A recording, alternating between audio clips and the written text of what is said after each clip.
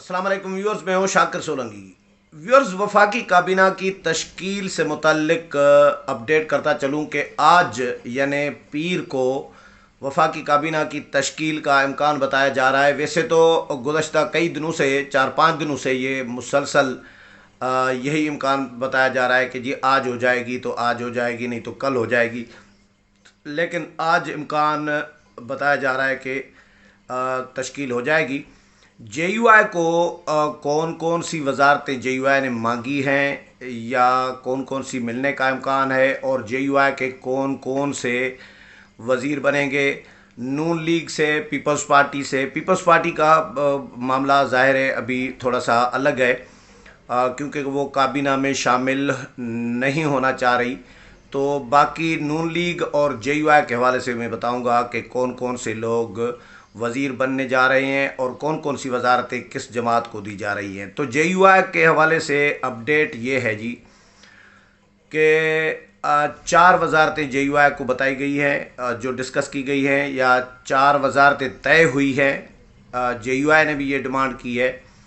और उन 4 वजारतों में एक वजारत मजहबी उमूर है जो जेयूआई को मिलने का इम्कान बताया जा रहा है, और दूसरी वजारत है जी हाउसिंग की, जो भी पहले तो तारिक बशीर चीमा के पास थी, और तारिक बशीर चीमा ख़ुद वज़ीर बनने के ख्वाहिशमंद हैं या वज़ीर बनने की दौड़ में शामिल हैं, लेकिन अब शायद हाउसिंग की वजारत जो है तारिक बशीर चीमा को न मिले और वो जेयूआई को मिलने का इम्कान बताया जा रहा है। 2 और वजारतें हैं। एक कम्युनिकेशन की है, लेकिन कम्युनिकेशन का जेयूआई को मिलने का इम्कान इसलिए कम है क्योंकि पीपल्स पार्टी अगर काबीना में शामिल होती है तो पीपल्स पार्टी की डिमांड कम्युनिकेशन की है कि कम्युनिकेशन हमें दी जाए, यानी मवासलात, ये रोड रास्तों की, NHA की, ये वजारत पीपल्स पार्टी की भी डिमांड है, जेयूआई की भी डिमांड है। लेकिन इसके कम इम्कानात बताए जा रहे हैं कि जेयूआई को शायद न मिले। तो जेयूआई ने फिर ऑप्शनल एक और वजारत बताई है कि जी अगर ये मवासलात की वजारत नहीं दी जाती तो फिर प्लानिंग की वजारत दी जाए, जिसमें CPEC जिसके अंडर में आता है। पहले हसन इकबाल थे नून लीग के दौर में CPEC के और प्लानिंग के, तो अब CPEC की जो प्लानिंग की वजारत है ये नून लीग अपने पास रखना चाह रही है। जो मेरे ज़राए हैं ये बता रहे हैं कि हसन इकबाल को ही मियाँ शहबाज शरीफ देना चाह रहे हैं, लेकिन ज़ाहिर है इत्तेहादियों को भी नाराज़ नहीं कर सकते और इत्तेहादियों को खुश भी करना है। तो इस पर डिस्कशन चल रही है। ये 4 वजारतें हैं। अगर कम्युनिकेशन और प्लानिंग जेयूआई को नहीं मिलती तो उसके अल्टरनेट ज़ाहिर मुतबादल कोई और वजारतें मिलेंगी। लेकिन इनमें फिर किस किस को वजारत दी जाएगी, जेयूआई की तरफ से कौन कौन से उम्मीदवार हैं, कैंडिडेट जो मुतवक्किल हैं। एक तो जी मौलाना असद महमूद है, उनको वजारत मिल सकती है और हो सकता है मजहबी उमूर की वजारत उनको मिले। और दूसरे हैं जी मौलाना अब्दुल वासी, ये बलूचिस्तान के सूबाई अमीर हैं जेयूआई के और रुकन कौमी असम्बली भी हैं। तो मौलाना अब्दुल वासी को यानी बलूचिस्तान को भी ज़ाहिर है हिस्सा देना है काबीना में, और KP को भी, क्योंकि बलूचिस्तान और KP के से ही जेयूआई के जो MNAs हैं, 15 MNAs वो इन 2 सूबों से हैं, तो दोनों सूबों को राज़ी करना है। तो मौलाना अब्दुल वासी को भी वजारत मिलने का इम्कान बताया जा रहा है। और इसके अलावा तलहा महमूद साहब जो है, क्योंकि तलहा महमूद साहब पहले भी वजारतों में रहे हैं, अब कायमा कमेटी के स्पेशल वज़ीर रहे हैं, अपना चेयरमैन रहे हैं, तो लेकिन उनको भी अब वज़ीर बनाए जाने का इम्कान है, ये बताया जा रहा है। ये 3 तो समझ लें कि कंफर्म है तकरीबन। ये गैर एलानिया तौर पर या अनऑफिशियल में आपको बता रहा हूँ, ऑफिशियल तो नहीं है ज़ाहिर है, लेकिन अनाउंस नहीं हुआ अभी तक, लेकिन इनका कवी इम्कान बताया जा रहा है। और इसके अलावा चौथे हैं जी जाहिद दुरानी साहब, जो अकरम दुरानी साहब के फ़र्जंद हैं, उनको भी वजारत चाहिए। तो जाहिद दुरानी साहब की वजारत थोड़ी सी मुझे इसीलिए तज़ब्ज़ुब में लग रही है क्योंकि अकरम दुरानी साहब को गवर्नर KP के लगाने की ख़बरें भी चल रही हैं कि जी उनको गवर्नरशिप दी जा सकती है, या अकरम दुरानी साहब को KP में अगर तब्दीली आती है, जो जिस तरह मरकज़ में तब्दीली आई है, इस तरह की कोई तब्दीली आती है तो उसमें कोई आसरा देते हैं, उम्मीद दिखाते हैं, तो उसमें इनको होल्ड पे रख सकते हैं, वेट करा सकते हैं।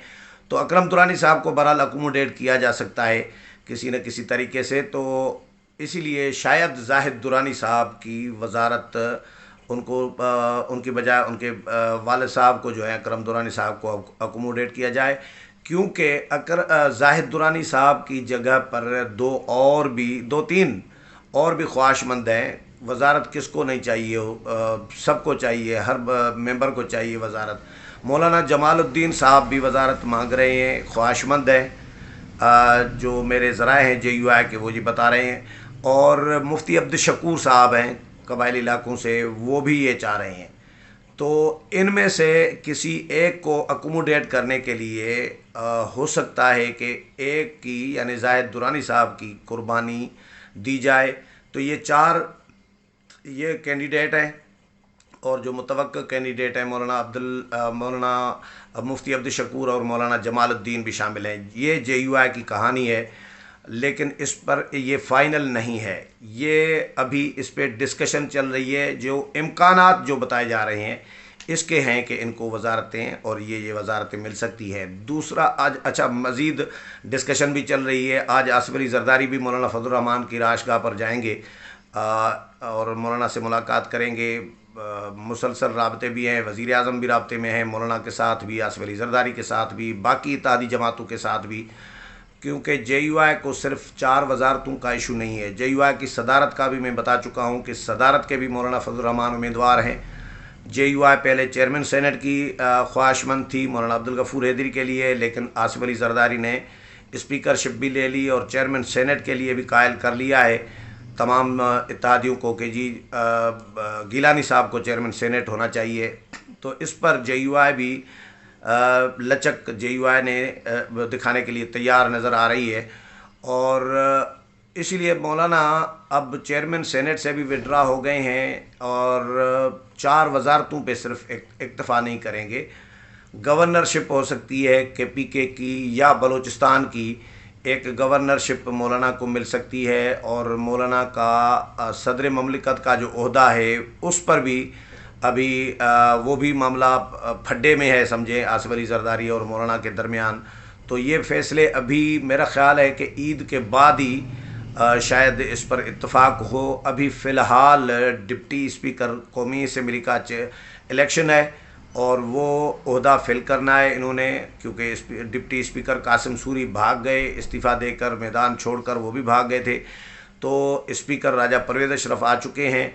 अब डिप्टी स्पीकर का इलेक्शन कराने के बाद, आज भी कौमी असम्बली का इजलास है, तो डिप्टी स्पीकर का इलेक्शन कराने के बाद कौमी असम्बली का इजलास शायद ईद के बाद तक मुलतवी कर दिया जाएगा, और उसके बाद ईद उल फितर के बाद फिर नए सिरे से मामलात आगे बढ़ाए जाएंगे। लेकिन काबीना की तश्कील का मामला है, उस पर वज़ीर आज़म मुसलसल मुशावरत भी कर रहे हैं तमाम जमातों के सरबराहान के साथ।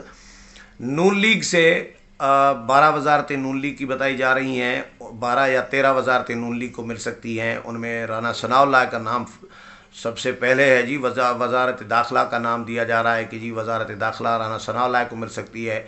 इसी तरह अहसन इकबाल हैं, ख्वाजा साद रफ़ीक हैं, ख्वाजा आसिफ हैं, सरदार अयाज सादिक हैं। ये तो किचन कैबिनेट आप समझ लें। मरियम औरंगज़ेब हैं, वजारत इत्तलात के लिए मरियम औरंगज़ेब का नाम लिया जा रहा है। तो ये किचन कैबिनेट जो होती है, जो सरकर्दा रहनुमा होते हैं या मेंबरान होते हैं, उनको तो ज़ाहिर है इनका एक्सपीरियंस भी होता है, करीबी लोग भी हैं, और मुसलसल एक इस्तकामत भी इनकी देखी जाती है और कुर्बानियाँ भी देखी जाती हैं। ये सारी चीज़ें जो है अपना एक असर रसूख जो पार्टी में या हलके में या जो MNAs हैं उन पर ये सारा कुछ देखा जाता है। तो इनको तो वजारतें मिलने का कवी इम्कान है।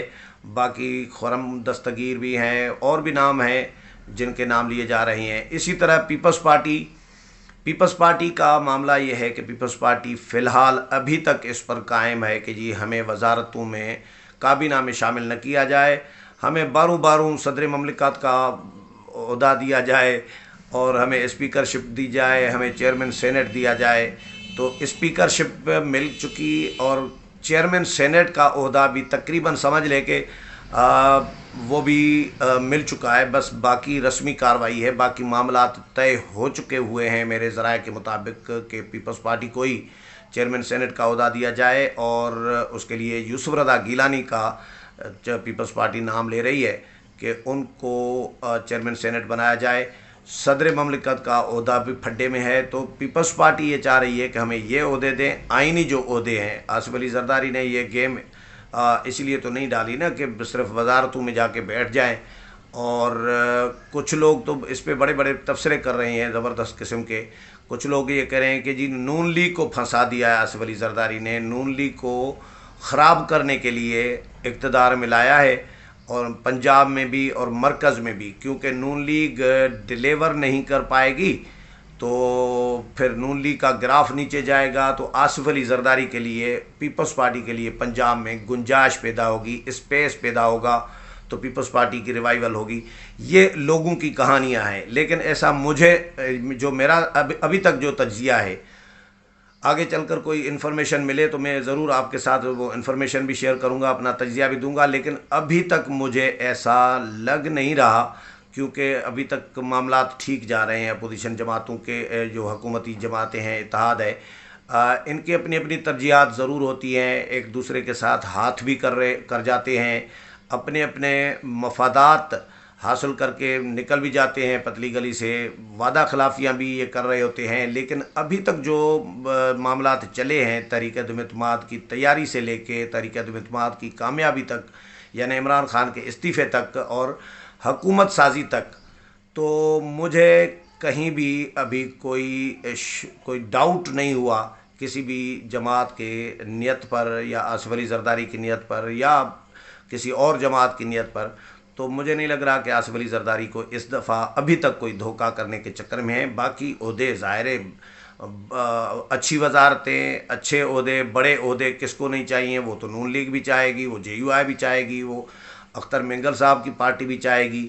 तो इस पर अभी तक मामला ठीक जा रहे हैं। तो पीपल्स पार्टी अगर शामिल होती है तो खुर्शीद शाह, नवीद कमर, शाजिया मरी, शेरी रहमान, मुस्तफ़ा नवाज़ खोखर, इनके नाम लिए जा रहे हैं कि जिनको वजारतें मिलने का इम्कान है। 6 से 7 वजारतें पीपल्स पार्टी को मिल सकती है। उनमें बिलावल भुट्टो जरदारी साहब जो है, उनका नाम सरे फहरिस्त है। अगर पीपल्स पार्टी काबीना में शामिल होती है तो फिर कभी इम्कानात इस बात के हैं कि बिलावल भुट्टो जरदारी को वज़ीर ख़ारजा बनाया जाए। लेकिन अभी पीपल्स पार्टी पर डिपेंड करता है कि वो क्या फ़ैसला करती है, और ज़ाहिर है बाकी जमातों पर भी डिपेंड करता है कि वो सदर का ओहदा पीपल्स पार्टी को देती है या नहीं देती, या मौलाना फजल रहमान को देती है।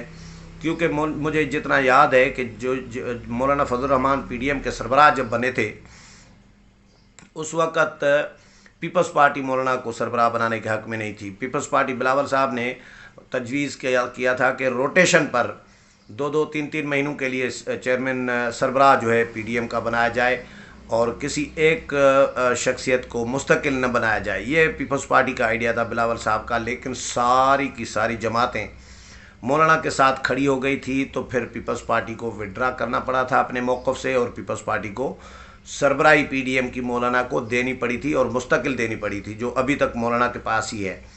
तो इसी तरह अगर मौलाना लॉबिंग करने में कामयाब हो गए, तमाम जो इत्तेहादी जमातें हैं उनको कायल करने में कामयाब हो गए और अपने साथ मिला लिया, सारी जमातें खड़ी हो गई, तो फिर मजबूरी होगी पीपल्स पार्टी की, आसिफ अली जरदारी की, कि मौलाना को सदर ममलिकत का ओहदा दे।